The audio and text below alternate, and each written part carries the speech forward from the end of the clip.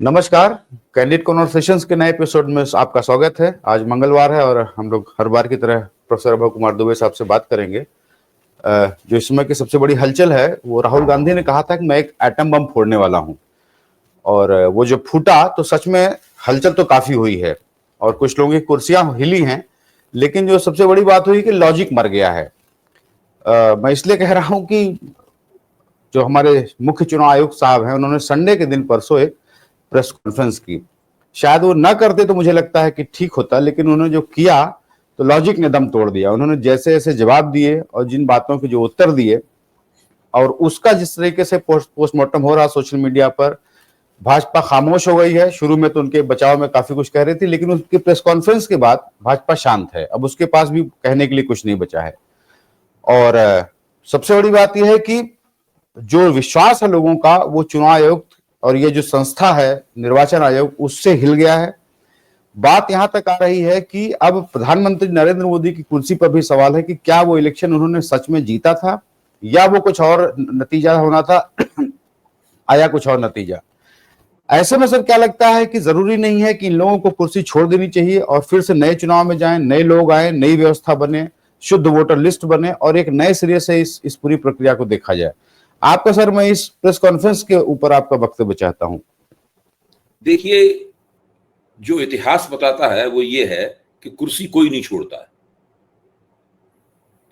छोटे पदों पे भले लोग कभी एक और कुर्सी छोड़ने का एक दो उदाहरण होते हैं। लाल बहादुर शास्त्री ने छोड़ी थी, भोला पासवान शास्त्री ने छोड़ी थी, तो हम लोग उनके उदाहरण गिनाते रहते हैं, लेकिन ये अपवाद है। नियम ये है कि कुर्सी कोई नहीं छोड़ता है। एक लेखक है हर्बर्ट सिलोने, उनकी एक किताब है, इसका हिंदी में एक जमाने में अनुवाद हुआ था, उसका नाम था तानाशाहों की पाठशाला।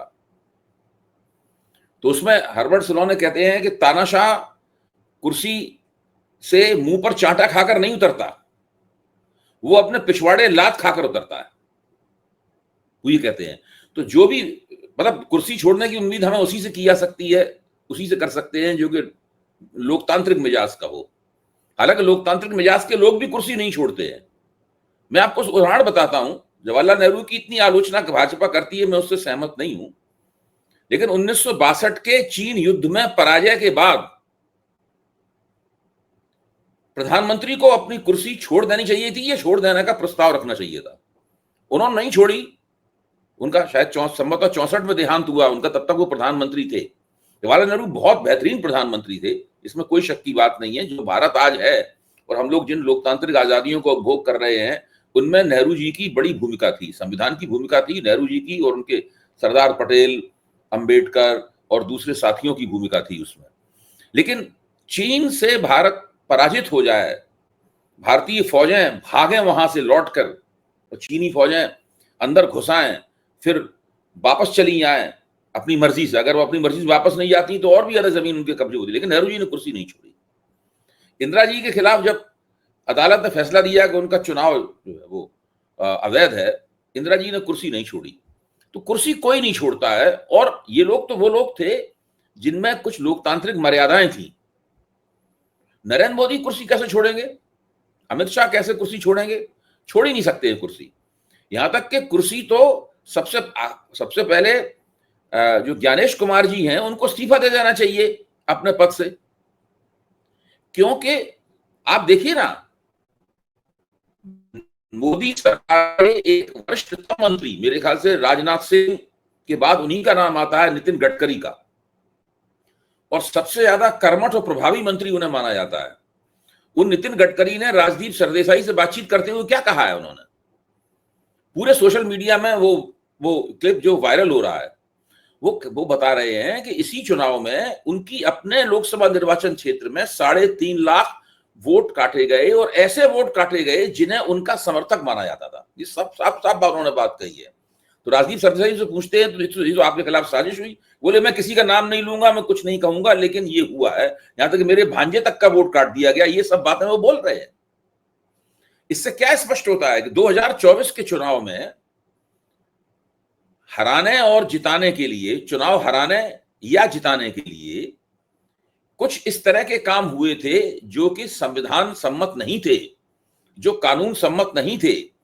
वो फ्री एंड फेयर इलेक्शन की जो भावना होती है उस भावना के खिलाफ थे। ऐसा कुछ तो हुआ है। आपके देश का सबसे बड़ा मोदी सरकार का सबसे महत्वपूर्ण मंत्री ये बोल रहा है बात ये, और मोदी सरकार इसका जवाब नहीं दे रही है। चुनाव आयोग इसका जवाब नहीं दे रहा है कि भाई नितिन गडकरी क्यों कैसा कह रहे हैं, नितिन गडकरी से हलफनामा क्यों नहीं मांगते ज्ञानेश कुमार। उसके बाद कुछ बीजेपी वाले ही राहुल गांधी के आरोपों को सत्यापित कर रहे हैं, अपनी गलती से ही कर रहे हैं सत्यापित। अब अनुराग ठाकुर जो राहुल गांधी के निर्वाचन क्षेत्र वायनाड के, प्रियंका गांधी के निर्वाचन क्षेत्र, सबके जो आंकड़े लेकर आए, वो भी चुनाव को आंकड़े थे, वो आंकड़े भी बताते हैं कि चुनाव में घपला हो रहा था।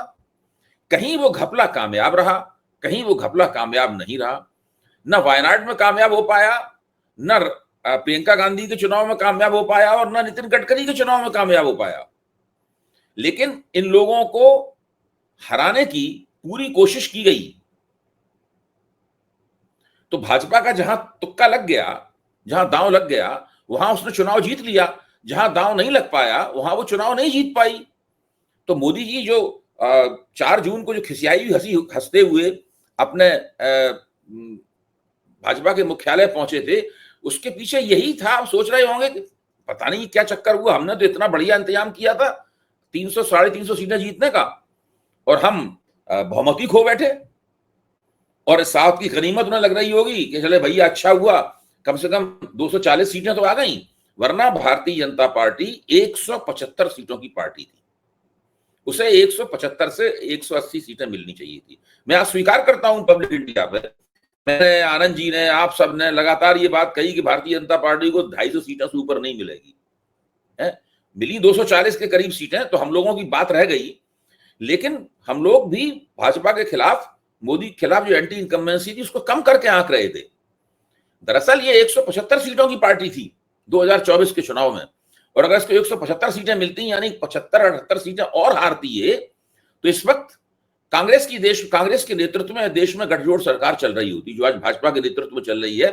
और अगर मोदी जी पे तब भी भाजपा के कार्यकर्ताओं और भाजपा के नेतृत्व का भरोसा होता, संघ के नेतृत्व का भरोसा रहता, तो वो विपक्ष के नेता होते, वरना वो एक अवकाश प्राप्त प्रधानमंत्री के तौर पर जो एक बंगला मिलता है उसके अंदर रह रहे होते, लाइमलाइट से दूर, बिल्कुल मीडिया की सुर्खियों से दूर रह रहे होते वहां पर। तब मोदी जी की क्या हालत हो जाती है। आपको याद होगा, मोदी जब केवल महासचिव थे और अशोक रोड स्थित भाजपा के दफ्तर में बैठा करते थे, तो वहां छोटे छोटे कमरे बने हुए थे, इसमें सब भाजपा के पदाधिकारी बैठते थे। तो हम लोग जब पत्रकार के तौर पर उनके कमरों के सामने से निकलते थे, तो मोदी जी नाक के सुर में बोलते हैं ना, तो नाक के सुर से आवाज देते थे अंदर से वो, अरे भाई जरा हमारी भी बात सुन लो, हमसे भी बात कर लिया करो कभी। तो पत्रकार चले जाते थे, तो मोदी जी बड़े अच्छे खुशनुमा तरीके से उनसे पेश आते थे। मैं ये बता रहा हूं, उनकी ये हालत हो जाती मोदी जी की। लेकिन अब एक एक करके सारी बातें जो आ रही हैं, चाहे भाजपा द्वारा लाई जा रही हो या विपक्ष द्वारा लाई जा रही हो, ये तमाम बातें बताती हैं कि हमारी जो वोटर लिस्ट है उसके अंदर गड़बड़ थोड़ी बहुत नहीं है, उसको सुधारा जाना जरूरी है। लेकिन उसके अंदर जो गड़बड़ जानबूझ के साजिश, एक तो यह है कि इतने बड़े देश में वोटर लिस्टों में कुछ ना कुछ गड़बड़ रहती है। कोई मर गया, उसको चिन्हित कर लिया गया, फिर भी उसका नाम नहीं काटा गया, एक तो इस प्रकार की गड़बड़ है। ये गड़बड़ तो लगातार संशोधन करने के जरिए न्यूनतम की जा सकती है, पूरी तरह खत्म नहीं की जा सकती। जैसे आज किसी विद्वान ने अखबार में लिखा भी है कि बिल्कुल फूल प्रूफ वोटर रोल जो है वो एक मिराज है, एक मृत तृष्णा है, वो संभव नहीं है, तो उसको दूर किया जा सकता है। लेकिन 2024 के चुनाव में साजिशन सरकारी पार्टी के साथ मिलकर वोटों को जहां जरूरत पड़ी वहां फुलाया गया, और जहां जरूरत पड़ी वोटों को पिचकाया गया, यानी जहां जरूरत पड़ी वोटों को इंजेक्शन की संख्या बढ़ाई गई, और जहां जरूरत पड़ी वहां काट दिया गया। जैसे कि नितिन गडकरी बता रहे हैं, उनके वोट 3.5 लाख वोट काट दिए गए उनके। अभी बिहार में SIR में क्या हो रहा है, बिहार में अभी वोट काटे जा रहे हैं, 65,64,000 वोट काट दिए गए। इसके बाद वोटों के जोड़ने की प्रक्रिया शुरू होगी। अभी जो योगेंद्र यादव कह रहे हैं ना, भाई पहले चरण में आपने केवल वोट काटे, एक वोट नहीं जोड़ा, जबकि SIR का मतलब तो वोट जोड़ना भी होना चाहिए, आपने एक भी वोट नहीं जोड़ा, बिल्कुल ठीक कह रहे हैं।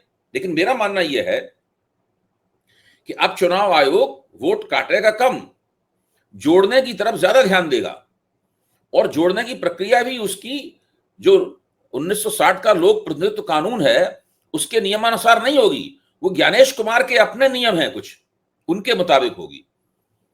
ज्ञानेश कुमार ने अपने कुछ नियम बनाए हैं, जैसे कि लोक प्रतिनिधित्व कानून क्या कहता है, वो कहता है कि अगर कोई नया वोटर जुड़ना चाहता है तो फॉर्म 4 के, कोई वोटर जिसका नाम कट गया है और वो जुड़ना चाहता है तो वो फॉर्म 4 भरेगा और जुड़ने के लिए अर्जी देगा।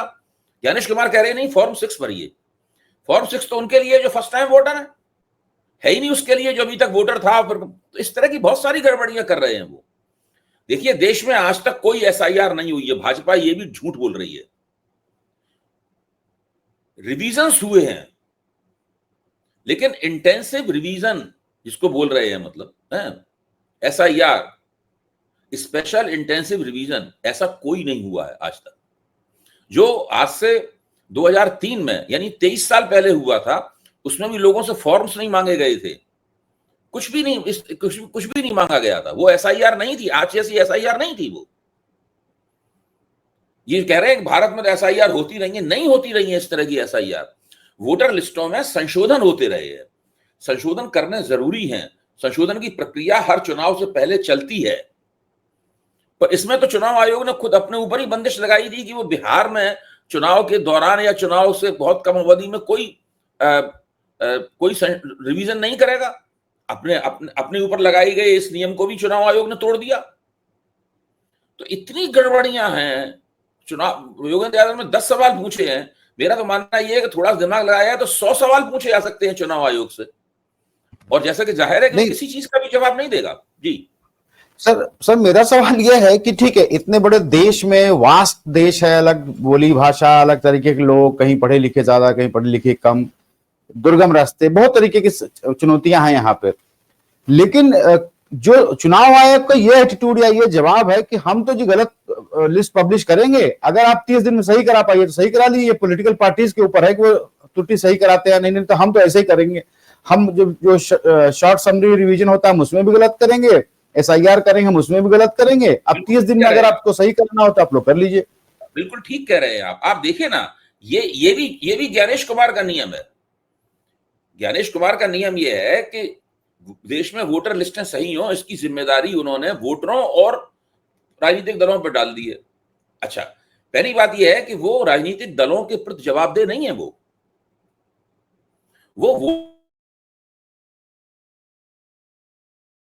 नहीं होता है, राजनीतिक दल की जेब में नहीं पड़ा हुआ है। आज अगर वोटर राजनीतिक दलों की जेब में पड़ा होता तो मोदी जी को 2014 में वोट कैसे मिल जाते? भाजपा को जो उत्तर प्रदेश में 20% और उससे नीचे वोट मिलते थे, फिर 2017 में इतने ज्यादा वोट कैसे मिल जाते कि वो इतनी सीटें जीत जाती भाजपा? तो वोटर इधर से उधर जाता रहता है, वो अपनी मतदान प्राथमिकताओं पर विचार करता रहता है, उन्हें बदलता रहता है, कभी नहीं बदलता है, कभी बदलता है। ये उसकी विशेष सुविधा है, उसका प्रेरोगेटिव है, उसका विशेषाधिकार है कि वो ऐसा चाहे करे। ये मानना कि राष्ट्रीय जनता दल के कुछ वोटर हैं, राष्ट्रीय जनता दल अपने वोटरों की चिंता करेगा, भाजपा के अपने वोटर हैं वो अपने वोटरों की चिंता करेगी, कांग्रेस के अपने वोटर हैं वो अपने वोटरों की चिंता करेगी, सीपीआई-एमएल के अपने वोटर हैं वो अपने वोटरों की चिंता करेगी। ये मान के कर रहे हैं पूरा का पूरा काम कि भाई इतने बीएलए हैं। अरे बीएलए से आपको क्या मतलब है भाई? तो ये पूरा का पूरा, अब जैसे कि उसमें एक कैटेगरी है कि बीएलए ने इसको रिकमेंड नहीं किया, नॉट रिकमेंडेड बाई बीएलए। उसको तो अधिकार ही नहीं है रिकमेंड करने का या नहीं रिकमेंड करने का। ये भी ज्ञानेश कुमार का अपना नियम है। ये ज्ञानेश कुमार ने अपने नियम बना रखे हैं, ये लोक प्रतिनिधित्व कानून के नियमों के मुताबिक चल ही नहीं रहे हैं।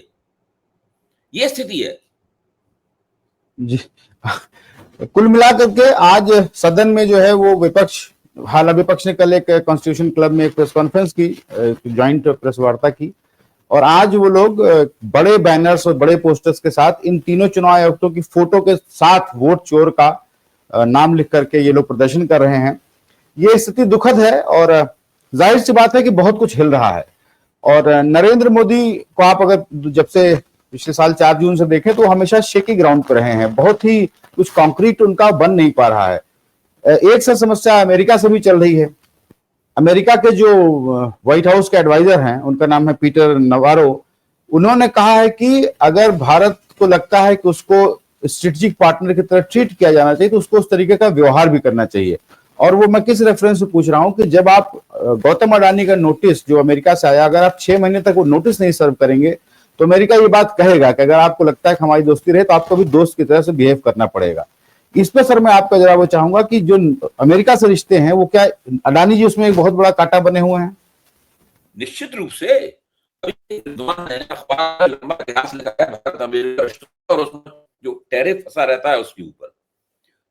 बुश ने, सीनियर वाले बुश ने, जब राजीव गांधी प्रधानमंत्री थे देश के, उस वक्त भारत को सुपर 301 कानून के तहत धमकी दी थी कि आप अगर बताए देगा आप ये काम करेंगे तो हम आपके ऊपर ये टैरिफ लगा देंगे। तो उससे भारत और अमेरिकी संबंध बहुत खराब होने की तरफ थे।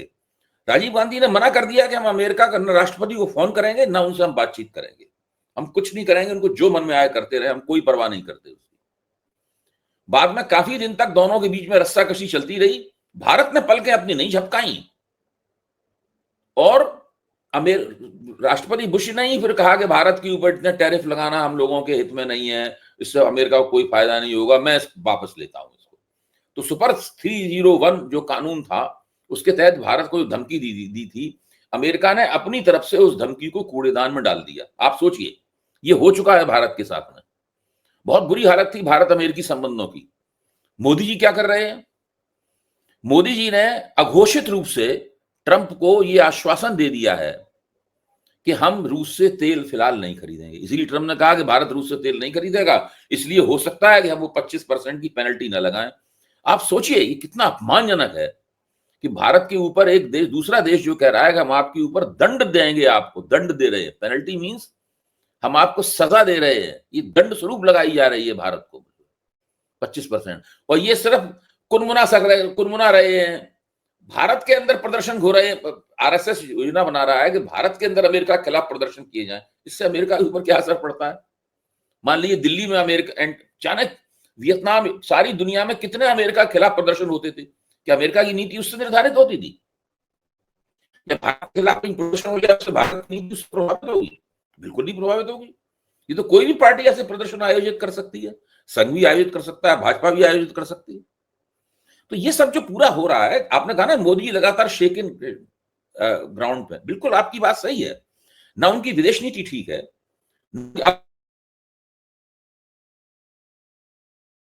जीएसटी का जो नया ढांचा बनाया है, सारी राज्य सरकारों के कान खड़े हुए हैं।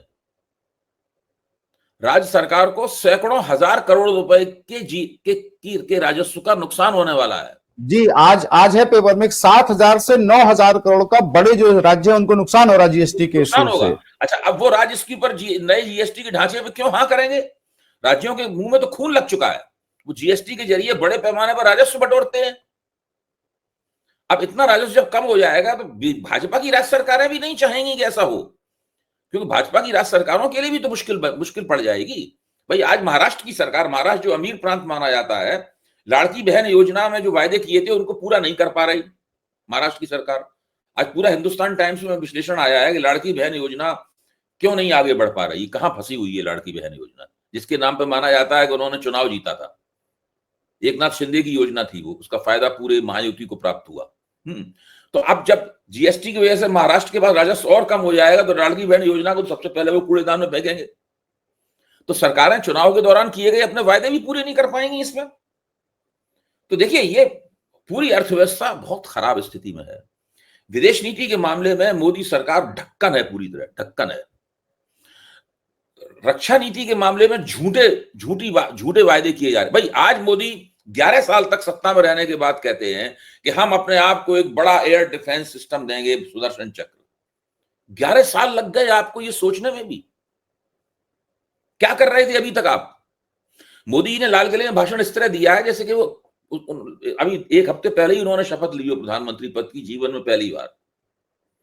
हर बात वो इस तरह ऐलान कर रहे हैं कि हम ये करेंगे। अरे भाई 11 साल आपके पास 11 साल थे, आपके पास तो एक पूरा इतिहास है।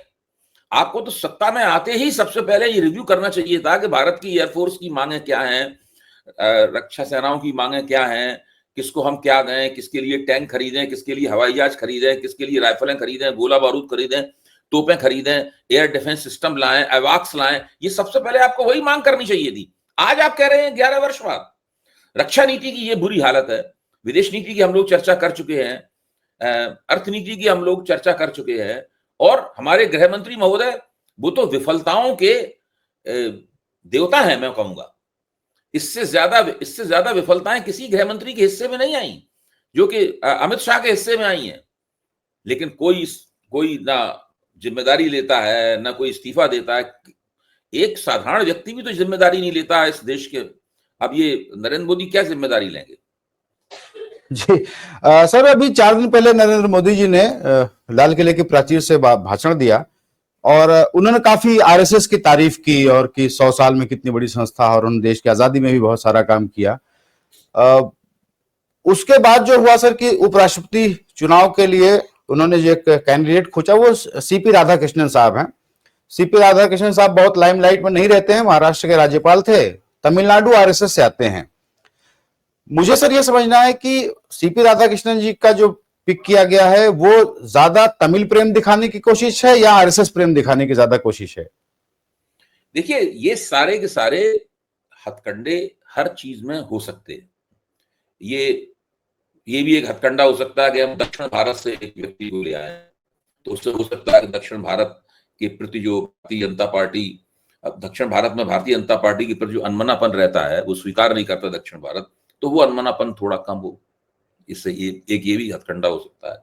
फिर वो सीपी राधाकृष्णन खास तौर से आरएसएस के लोग होते हैं, चुपचाप काम करने वाले, कम बोलने वाले, आरएसएस के लोगों की विशेषता होती है। ऐसा किसी आरएसएस की किसी व्यक्ति से आपकी मीटिंग हो तो वो चुप बैठा रहेगा, बहुत कम बोलेगा उसके अंदर।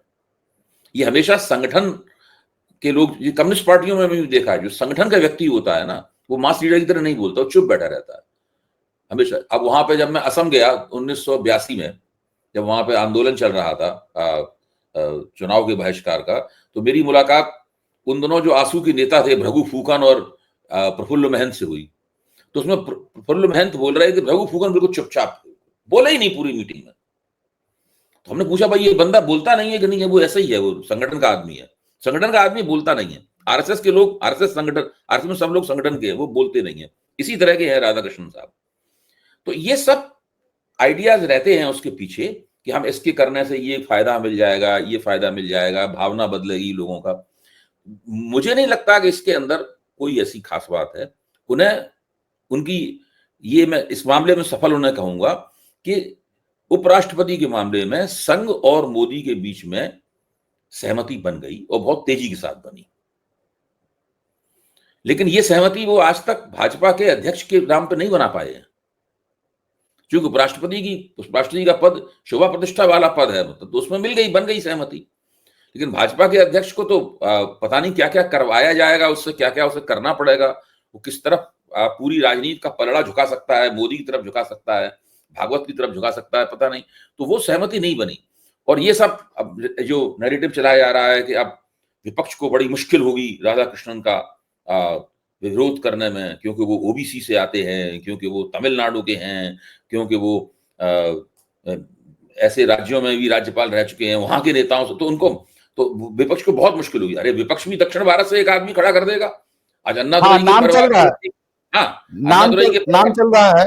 वो जो इसरो के वैज्ञानिक अन्नादुरई साहब, उनका नाम चल रहा है, और तिरुचि शिवा जो डीएमके के, उनका नाम चल रहा है कि वो लोग दोनों तमिलनाडु के हैं। हाँ, तो वो उनको खड़ा कर देंगे सामने। तो वो सारे ये सब जो नैरेटिव अखबारों में चलता है, जो तथाकथित हमारे पत्रकार लोग चलाते हैं, ये सब बिल्कुल बेकार का होता है, इसका कोई महत्व नहीं है। राष्ट्रीय स्वयंसेवक संघ ने सुनिश्चित किया था कि हमारा बंदा जो हमारी कतारों से आएगा, हमारी नुमाइंदगी करेगा, वो होगा उपराष्ट्रपति। जगदीप धनखड़ ऐसे व्यक्ति नहीं थे, इसलिए जैसे ही जगदीप धनखड़ हटे, आरएसएस ने कहा ये मौका सही है, हम अपने व्यक्ति को रखेंगे। नरेंद्र मोदी को आरएसएस द्वारा प्रस्तावित किसी न किसी व्यक्ति पर हामी भरनी थी, वो उन्होंने इनके ऊपर हामी भरी और उसको बहुत तुरंत कहना शुरू कर दिया ये मास्टर स्ट्रोक है। कम से कम 10 जगह मैं देख चुका हूं मोदी जी ने ये मास्टर स्ट्रोक कैसे चला, इस प्रकार की बातें कही जा रही है, निहायत ही हास्यास्पद है। जी। सर, मैं एक आखिरी सवाल फिर से बिहार के चुनाव पे कर लूं, क्योंकि बिहार का चुनाव जब शुरू हुआ और प्रचार वहां शुरू हुआ तो वहां पे बातें थी, पलायन का एक बड़ा मुद्दा था, नौकरियों का बड़ा मुद्दा था, और राजनीतिक समीकरण थे कि नीतीश कुमार जा रहे हैं, चिराग पासवान कहाँ जा रहे हैं, तेजस्वी यादव कहाँ जा रहे हैं, ये सब बातें थी। लेकिन जब से ये वोटर लिस्ट और एसआईआर शुरू हुआ है, अब वहां सिर्फ दो बातें हैं। एक, राहुल गांधी की यात्रा चल रही है जो कि आंधी जैसी आई हुई है, सारा मुद्दा वोट बचाओ पे हो गया है कि अपना वोट पहले सुनिश्चित करो, वोटर लिस्ट में नाम हो। पलायन और नौकरी के मुद्दे पीछे रह गए हैं, और पॉलिटिकल पार्टियों का भी अलाइनमेंट, पीके जैसे लोग भी सब पीछे रह गए हैं। सर, आपको लगता है कि ये चुनाव इसी मुद्दे पर होना है, या फिर से वो जो बाकी जनता के मुद्दे हैं वो भी ऊपर आएंगे? मुझे तो लग रहा है कि इस वक्त भारतीय जनता पार्टी के बिहार से संबंधित रणनीतिकार उस क्षण के ऊपर अफसोस कर रहे होंगे जब उन्होंने ज्ञानेश कुमार को हिदायत दी होगी कि बिहार में आप एसआईआर कीजिए। देखिए, पिछली बार जो एसआईआर हुई थी वो केवल बिहार में किसी एक प्रांत में नहीं हुई थी 23 साल पहले, वो पूरे देश में एक साथ हुई थी, और कोई चुनाव उस वक्त 9 या 10 महीने दूर थे उससे। ये उन्होंने जो तिकड़म की थी कि बिहार में हम एसआईआर करके चुनाव जीतने का पूरा बना लें, अपना ढांचा बना लें चुनाव जीतने का, ये अब उल्टे, ये बिल्कुल उलट गई है। इसको बूमरैंग कहते हैं, वो हो गया है। क्योंकि अगर ये एसआईआर नहीं करते तो चुनाव, इसे कहते हैं नॉर्मल इलेक्शन होता, सब लोग अपने अपने जो आधार क्षेत्र है उस आधार क्षेत्र को अपने तैयार करते, फिर जब चुनाव आयोग की तरफ से घोषणा होती चुनाव की, तब फिर चुनाव मुहिम शुरू होती, टिकट बंटती, इस तरह से होता मतलब। लेकिन अब एसआईआर की वजह से विपक्ष को मौका मिल गया है वेव बनाने का, लहर बनाने का मौका मिल गया है। ये केवल वोट चोरी के खिलाफ भी तो ना मुहिम चल रही है, ये मुहिम तो चुनाव प्रचार है बाकायदा भाई। और ये चुनाव प्रचार केवल बिहार के लिए ही नहीं है, ये 2029 के लोकसभा चुनाव के लिए भी प्रचार चल रहा है। बंगाल में इसके ही फॉलोअप में शुरू हो गया है, बंगाल में भी। हाँ, वो चल रहा है प्रचार। अच्छा, बंगाल में भी वो जो शुभेंदु अधिकारी हैं वो फिर से, मतलब वो जो बिहार में मूर्खता हुई है उस मूर्खता को बंगाल में दोहरा रहे हैं। उन्होंने कह दिया है कि ऐसा नो एसआईआर नो इलेक्शन, उन्होंने नारा दिया है कि एसआईआर अगर नहीं करोगे तो चुनाव नहीं होने देंगे हम, है। तो वहां भी वही स्थिति बन जाएगी। तो यहाँ पे हालत ये है कि ऐसा, ये जो वोट अधिकार यात्रा है वो वोट चोरी के खिलाफ भी अभियान चला रही है, तेजस्वी यादव को मुख्यमंत्री बनाने के खिलाफ भी अभियान चला रही है, राहुल गांधी को प्रधानमंत्री बनाने, तेजस्वी यादव को मुख्यमंत्री बनाने के लिए अभियान चला रही है, राहुल गांधी को प्रधानमंत्री बनाने के लिए अभियान चला रही है। और ये एक असाधारण मौका है जिसका विपक्ष भरपूर इस्तेमाल कर रहा है। वो जो हम देखते हैं सोशल मीडिया में जो भीड़ आ रही है इन कार्यक्रमों में, असाधारण भीड़ है, बीच में कारें चल रही हैं और इधर उधर जनता पूरी तरीके से भरी हुई है, कोई स्पेस नहीं बचा हुआ है जहां पर आदमी ना हो, वहां पर मतदाता ना हो।